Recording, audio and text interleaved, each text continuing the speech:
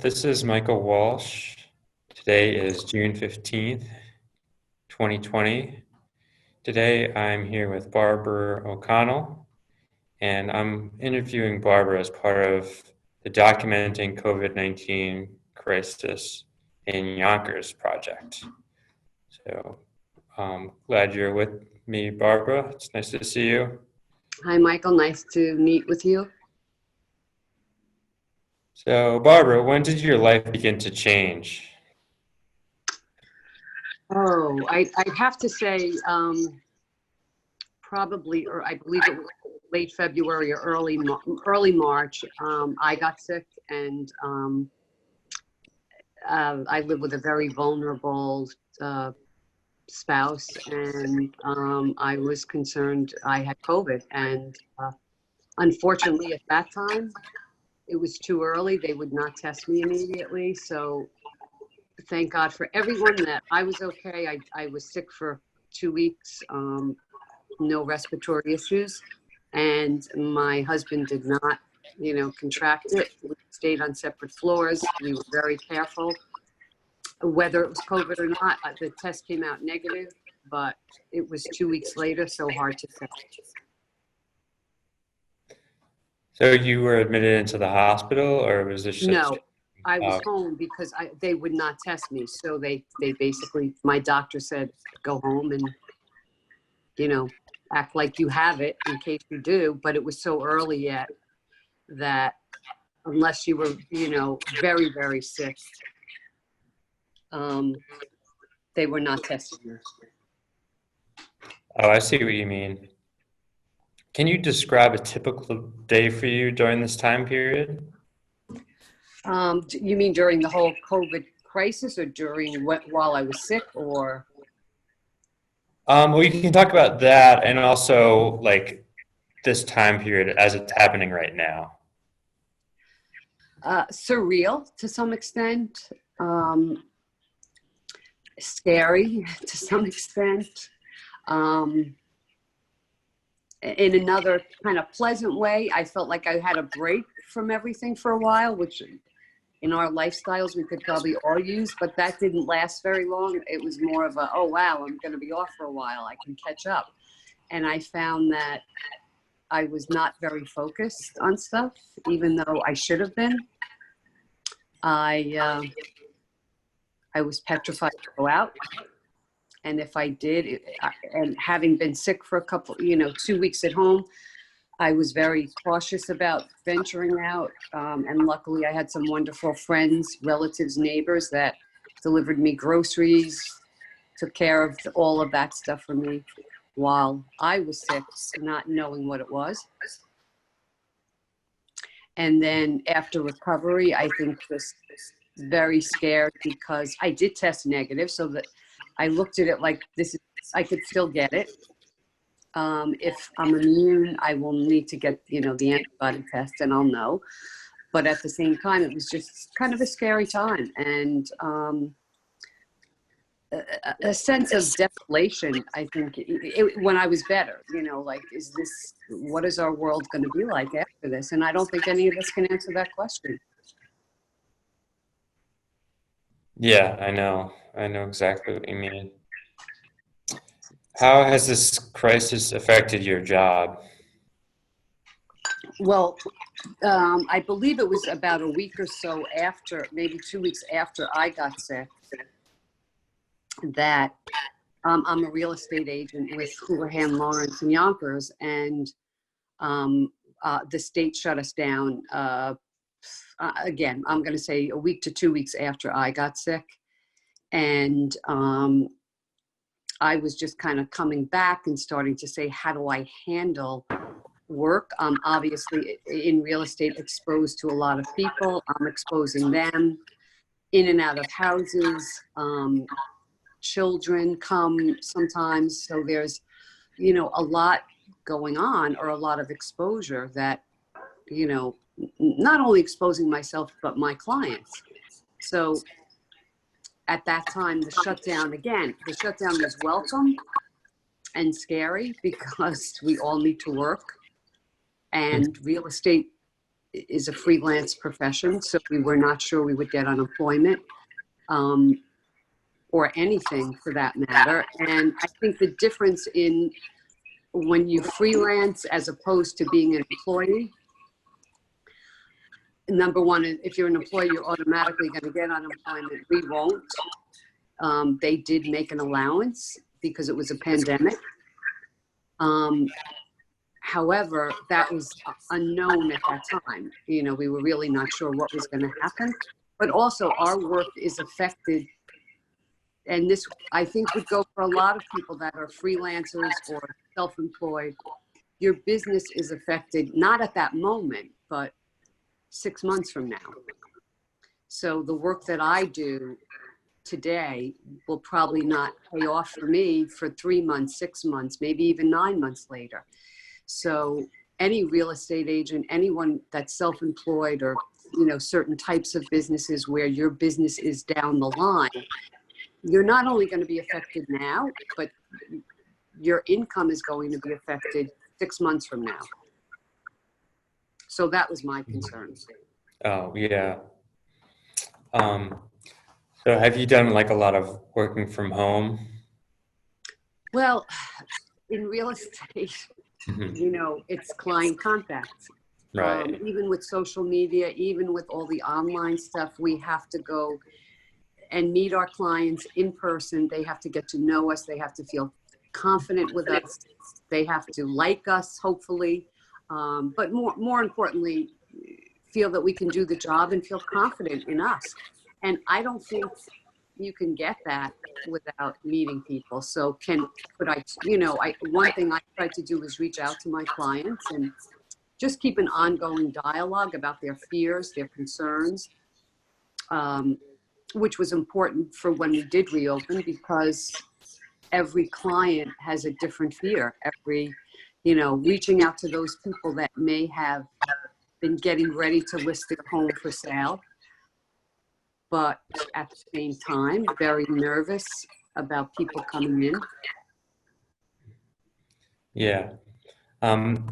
So have you met with any clients since the pandemic, or have you still not? No, I won't say no. We reopened this past week. So my first contact was, I'm going to say, well, I don't know. So in the past week, I started, I've met with a couple of people. I set up some appointments. I have one, normally selling agents, it might be my listing, but a selling agent can go into the house by themselves with their clients. And one of my sellers requested that I be there for every appointment, because they don't want people touching things in their house. And it's a very realistic fear. And they felt I would do the right thing in terms of being properly protected with PPE. I would make sure that people coming into their homes are also other agents, other buyers are protected coming into their home.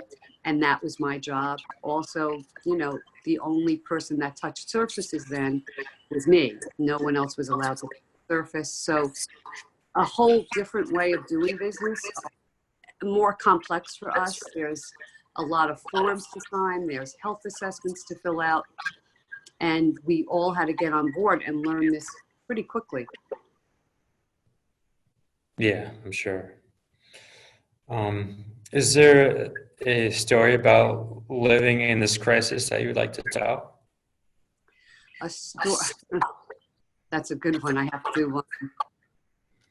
I think the support, really the support of the people around me.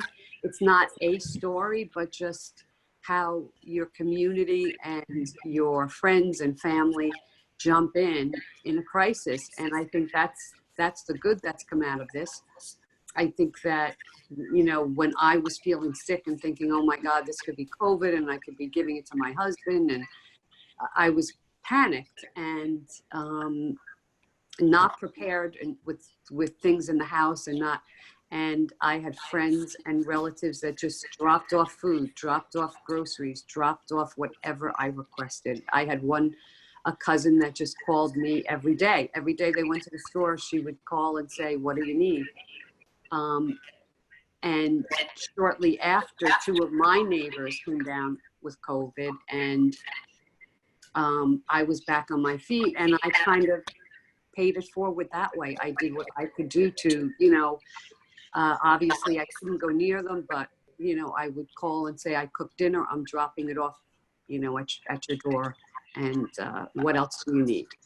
And basically that was only a couple of days, a couple of nights before they were saying to me, "Hey, we can handle this now. We're a little bit better."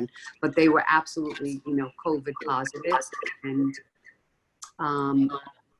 and other people doing for them, for me as well. So I think that's the good that comes out of it. And I think that is a story within itself, that we always have to find a silver lining. And I think one of the other silver linings is that I did this and I talked to people about it. And I think people really reassess their lives. And when you're in this kind of situation, mortality, it could be days away. We think we're immortal. We run around all day and all night like we're immortal. And then you're hit with something like this. No one has control of it. No one at all. And there isn't money. There isn't a doctor that, if the treatment isn't going to work, or there isn't any treatment, you're on your own. So I think a lot of people spend time reassessing their lives and what's important and what isn't. Yeah. Yeah, that was a very good answer. Thanks for that. Oh, you're welcome. Have you picked up any hobbies since you've been home for a long stretch of time? I wish I could say I did. I think, when I first heard about being at home, I had this whole list of projects, things that I don't have time for. My business is kind of 24/7. There are weeks that I work 7 days a week. I work nights. I have flexibility, which is nice, but it's a very time-consuming job. And especially now with social media and texting and people reaching out to you at all hours of the day and night. So, I was going to get more into gardening and making sure my vegetable garden was up and running, and none of that got done. And I think, again, it was a psychological impact of just saying, I can't quite cope with this in some way. I can't get done what I need to do because I'm just not focused on it. So what I tried to do was feel good about accomplishing one thing a day. So, my printer broke down, and obviously I needed a printer. One day I ordered a printer. The next day I set the printer up. The next day I read the booklet on it. So, and I would try to congratulate myself for accomplishing a small task rather than beating myself up for not doing things that I've been waiting to do. So I got some things done within my house, but I think for all the time I was off, it was not what I expected. I think I spent a lot of time on the phone, both with family, friends, and clients, all of us kind of reassuring each other. And that did eat up a lot of time every day. Yeah. Yeah, same with me. Right? Yeah, for sure. Yeah. Has your neighborhood changed at all? Like, have people moved out of the area to, go somewhere else? No, not that I'm aware of. I mean, yeah, we had one person move into, one person sold their house, but that was in the works a long time ago. And a new family has since moved in during COVID, or maybe in the last month or so. But no, I don't see an escape from Yonkers at all. As a real estate agent, I do see a frenzy in Manhattan of people wanting to come to Westchester after this. Oh, really? Have people contacted you about moving to Yonkers or somewhere? Oh, yeah. Oh, okay. Yeah. From Manhattan, primarily Manhattan. Oh, really? Yeah. Yeah. How many calls have you received? I'm just interested. That's hard to say because some of them come from other agents. And I'll give you an example. I have one house on the market in Upper Westchester. I put it on the market, and it had been on the market, so I took it off and just put it back on when COVID, right before we reopened. And I got 10 calls in one day.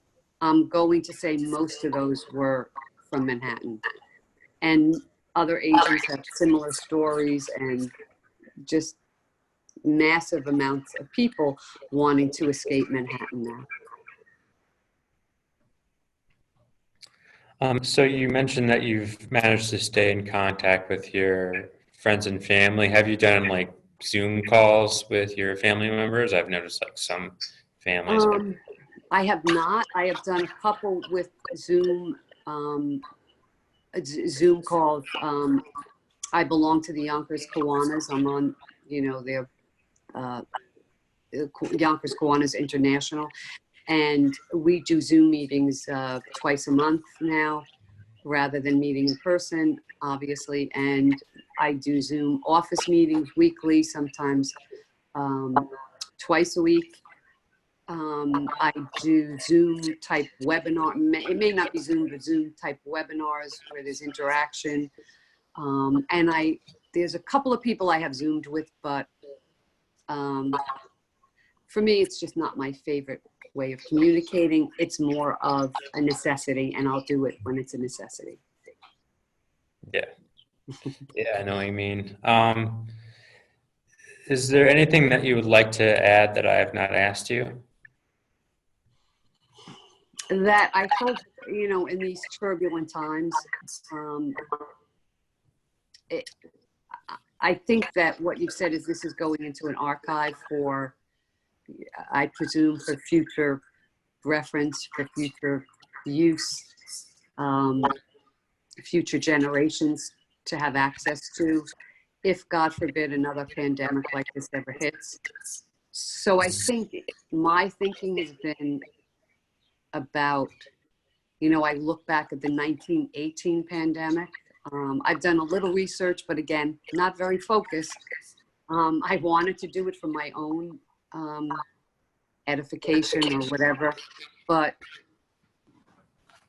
I think the one thing that I'd have to say is that, and I think it incorporates the pandemic and everything else that's going on in the world, and that is that history repeats itself. And if we don't pay attention, history will repeat itself again and again and again. And I think that's what we're seeing. I'm a baby boomer, and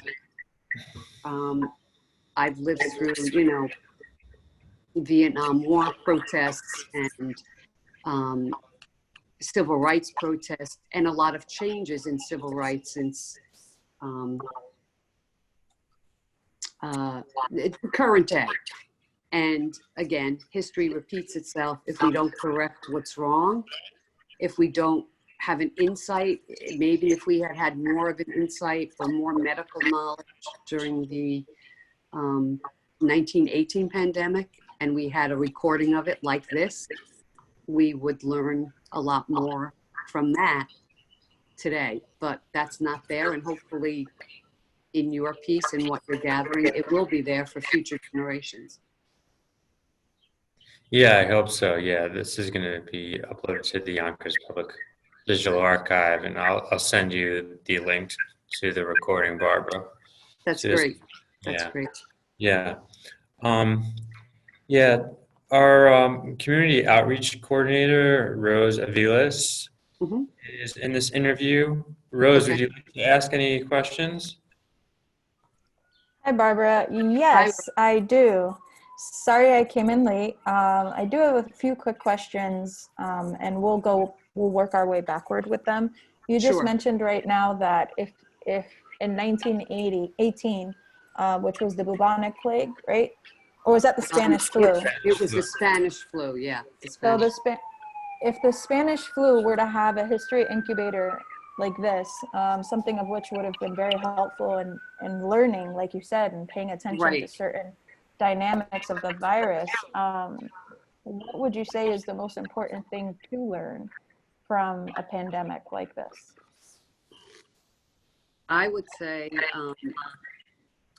being prepared, and not just, there's been a lot of criticism in terms of, how prepared we were, knowing this was coming, and not even in that sense, but saying, hey, we should be prepared at any time for a pandemic. The federal government should be prepared anytime for a pandemic. And obviously they were not. And then even when it looked like it was coming, there was no action taken. I think, that's critical to stopping the spread. It stopped Ebola, it stopped SARS, it stopped a lot of other viruses, but we didn't stop this one. And this is particularly virulent. Right, absolutely. You also mentioned, I wasn't here for the very beginning. How long have you been in the real estate industry? Almost 20 years. I believe this is my 19th year. So, yeah, so you have vast experience, and you've been in Yonkers that whole time? I was born and raised in Yonkers, yeah. Wonderful. Okay, so you mentioned that a lot of people, especially from the New York boroughs, New York City, have been contacting you in reference to moving what they consider north into Yonkers or Westchester County, even though the Bronx is right here, right? Which is probably a 1 mile radius. It seems like we are a more upstate kind of area. What can you see, if any, changes or dynamic changes that would happen to the Yonkers community, say if a majority of New Yorkers were to move into Yonkers? Well, how does that change the community? Well, that's a good question, and one I haven't really thought about, because I think we're dealing with the immediate right now. But I think one of the issues would be prices are very high right now, and it would force them higher, which is great for sellers, but not always for buyers in this situation, because we don't know the impact of 3 to 6 months from now. Will people be able to get mortgages? Who doesn't have a job anymore? Who has a job, but they use their down payment to survive for 3 or 4 months? So I think the impact could go either way. There's no real supply right now of houses, not a lot, although we're seeing a lot come on the market. Yonkers, because it's a more affordable community, taxes are lower, that's a real plus for us. It's skyrocketing as well right now. I think you're going to see rentals going crazy, because if people can't afford to buy, they will then try to rent, just to get out of, the city. Thus, that makes it a really good industry to be in at this moment in time, is to be in real estate. Absolutely. Yeah. When we had the economic depression crisis in 2008, that hit the housing market completely and seemingly obliterated that profession for a lot of real estate agents. It did. So now it's like there's that fluctuation, right? Now we're at the top for real estate agents. We're kind of peaking again. Yeah, absolutely. Yeah. So are there any other professions that you can that's a question. I think I've been so engrossed in my own profession that I haven't really thought about that as what other professions kind of parallel. I guess, to some extent, the people that real estate agent works with, the mortgage brokers, although their jobs during COVID could be easier in a sense, although they could still get things closed, and so could we, but with such restrictions it was very difficult. But they can do online pre-approvals, that type of thing, that at least when they reopened, the clients that maybe they had talking with, working with, They had their pre-approval, they were all ready to go, and they were just waiting for real estate to reopen to find a house.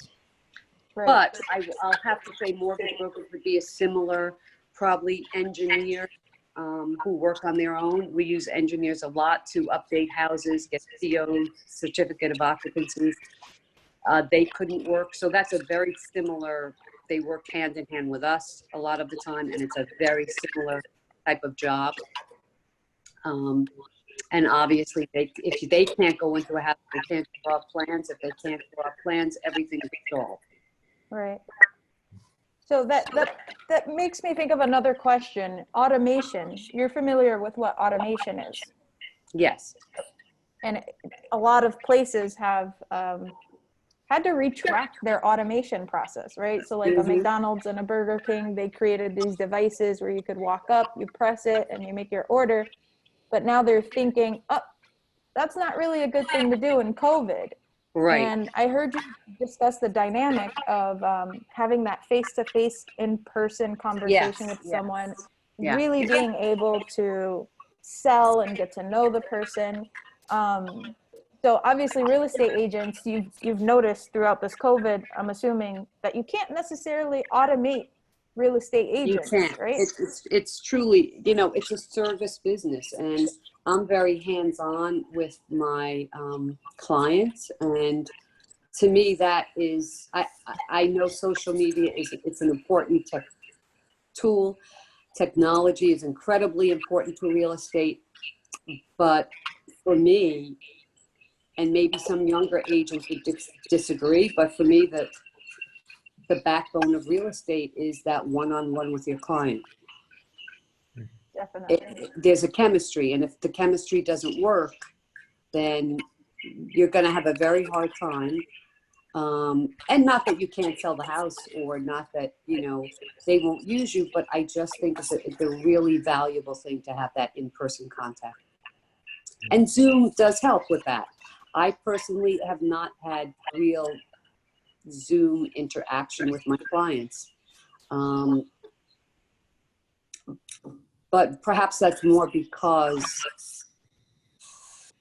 there was nothing we could really do until we reopened in terms of new business. So having a Zoom, we were advised, hey, try to get your listings going and try to get them, try to Zoom your clients. And now, you have DocuSign and all of that. So DigiSign, DocuSign.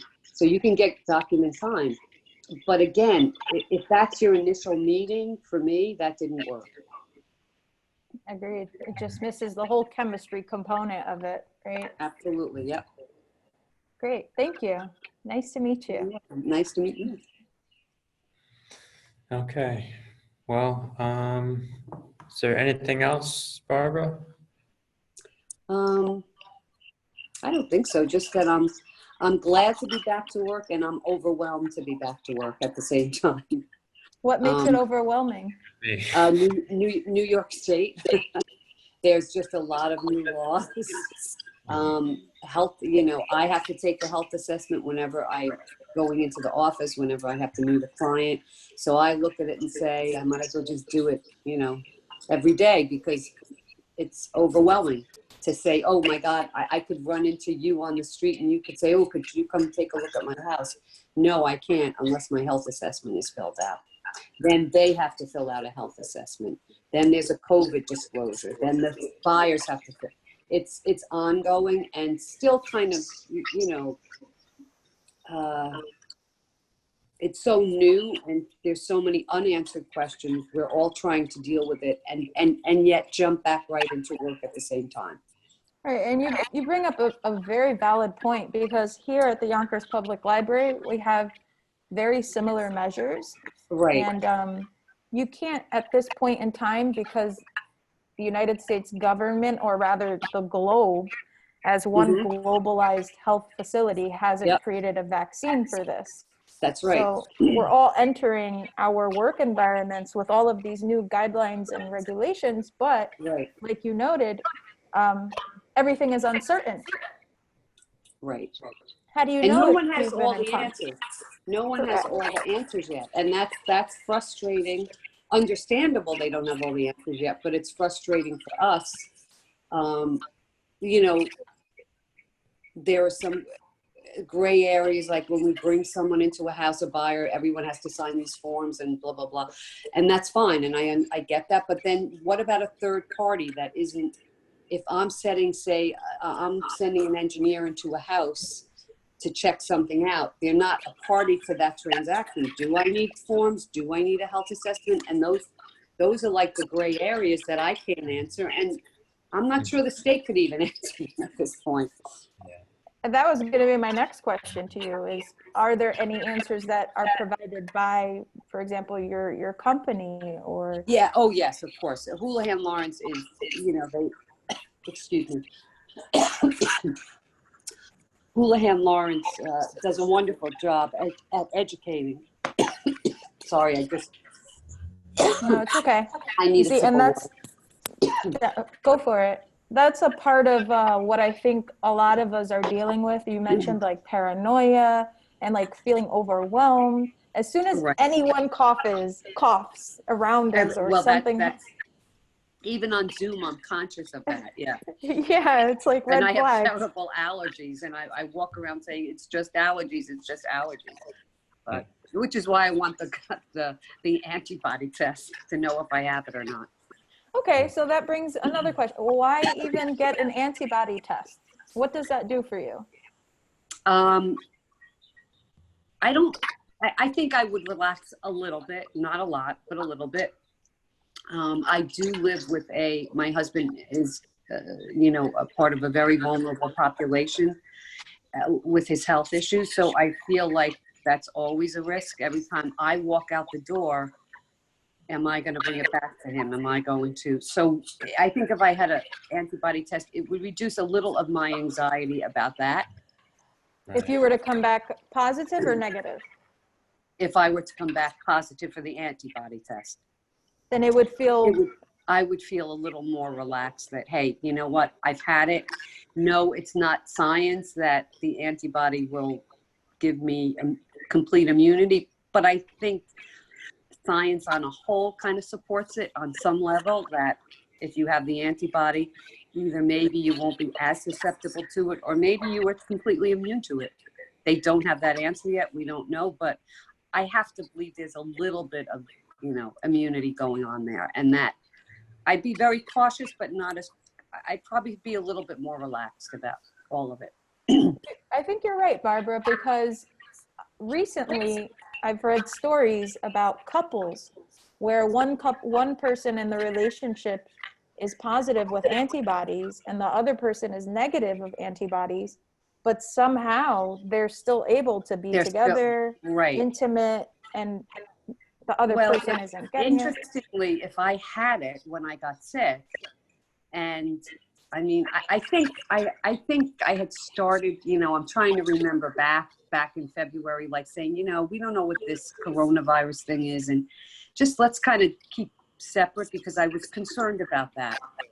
I mean, based on the way it flies from one person to another, you know, we're living in the same household, but I really truly began to like distance myself a bit.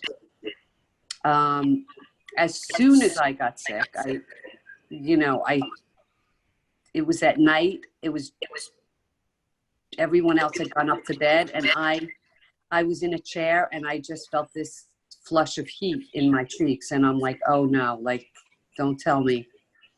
And I actually just stayed on the couch downstairs because I didn't want to go upstairs to where my son happened to be home for the weekend, and I just, I wouldn't take my temperature. I was afraid to take my temperature. So I waited till during the night. I got up to use the toilet, and I looked in the mirror, and my cheeks were so flushed. I just said, I have to take my temperature now. And as soon as I did that, it was like 101.5. And I just waited till morning, and I had a couple of masks, and I had a couple of gloves because my husband is sick. So I pulled those out, I put them on around my family and said, just get away from me. And I told my husband, stay upstairs, you take the bedroom, and the bathroom up there, I will take the bedroom, not the bedroom, but the TV room has a couch. I'll stay down here and use the bathroom down here. And that's how we worked it. When we had to meet in the kitchen, or sometimes I have to physically do things for him, while I was sick, I wore a mask and gloves, and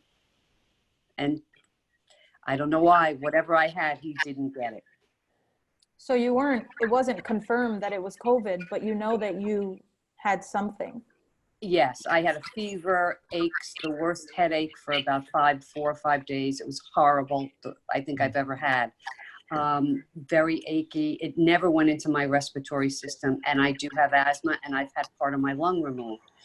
So, and yet I ran to my doctor. They gave me a flu swab. The flu was negative. So what was it? I just don't run fevers and get, I'm guessing I had it. They would not test me. I couldn't get a test. I think it took almost 2 weeks to be tested. And by the time they tested me, if I had it, I was negative. So, but they didn't test you for the antibodies just to see if you had. No, I haven't gone back for that. I do want to do that, but I have not done that. Yeah, sorry. I had asked, you didn't get tested necessarily for coronavirus antibodies. You got tested for coronavirus. Correct.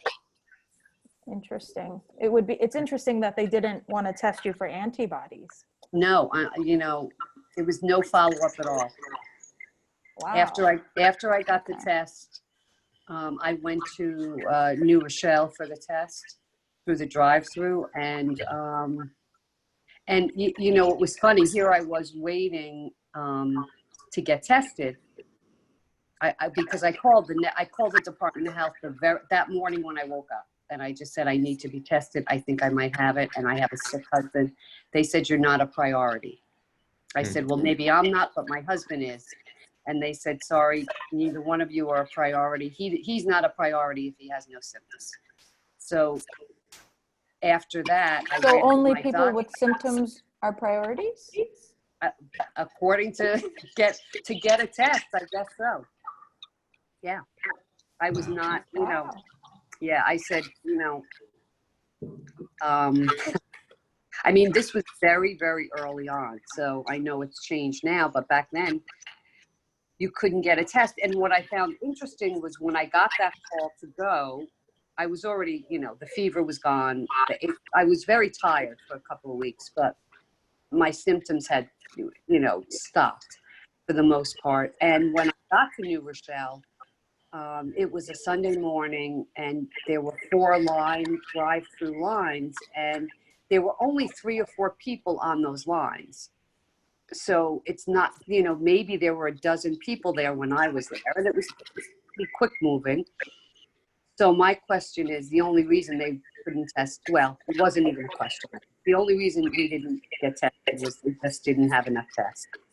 And I felt part of control should be to know if someone like me has it, because I'll be out there spreading it, as opposed to those people who are already so sick. They're so sick, God, we know they have it. What else could it be? If they're in the hospital, if they're on ventilators, why are you, I'm not saying why are you testing them, but isn't it more important to control the people or track the people that may have it? Which I felt that's where there was a huge gap. People like me should have been tested. People like my husband should have been tested, just for the scientific and research factors to know what's going on. And they missed the boat on it. I absolutely agree with you. Yeah. And I think I read later that's what Germany did that. Germany, they were saying at first Germany their death toll is so low from this, and they tracked the people that didn't have it, or maybe were asymptomatic or had mild symptoms of it, and they got a real grip on it pretty quickly. Barbara, how many people in your neighborhood had COVID or have COVID? Do you know? The couple that I talked about, they definitely had it. They were tested. I have a cousin who's a nurse, and she lives a few blocks from me, not my exact neighborhood, but I'm going to say within 4 blocks of me. And she was a nurse. She came home with it, gave it to her 85-year-old mother.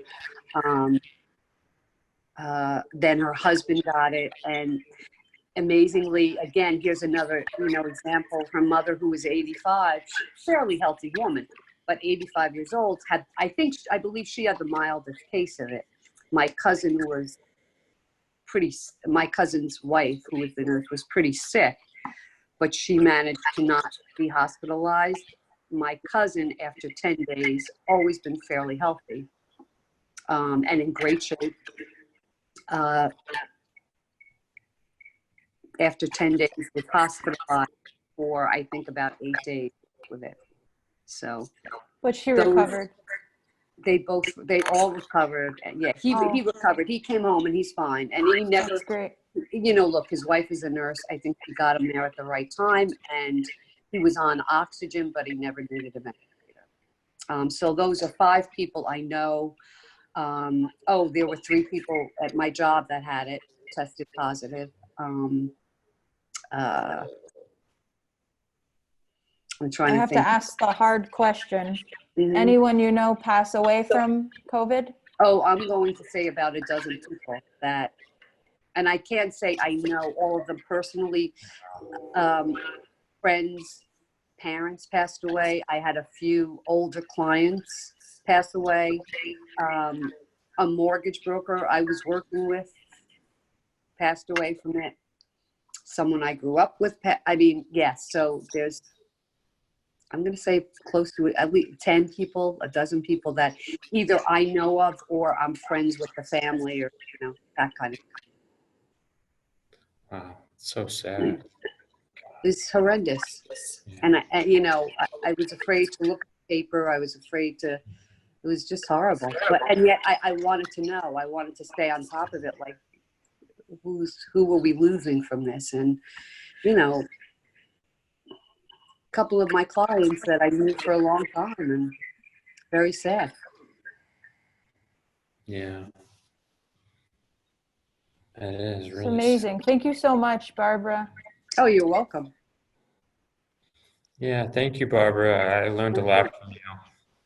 I would love it if you could follow up with us once you do get your antibody test. That's fine. I would love to. Yeah. I'm thinking, I'm just so busy at work, but I'm thinking that I may see if urgent care, which is close by, could just give me a quick. I don't know that they can, but if they can. On Central Avenue, that new 24-hour place, City MD? I know there's a couple of them. Where is that? I hear that they're giving COVID testing there for free. They are. I'll check it out. I have an urgent care right around the corner from me, so on North Broadway. So I was going to see if they did it, but that's good to know. If they don't, then maybe I'll go and try to get the antibody test there. Yeah. Well, good luck, Barbara. Thank you. Good luck to all of you too. Yes, and thank you so much. Oh, you're welcome. Yes. Okay. All the best, Barbara. Thank you. Thanks. Take care. Okay, goodbye. Bye-bye.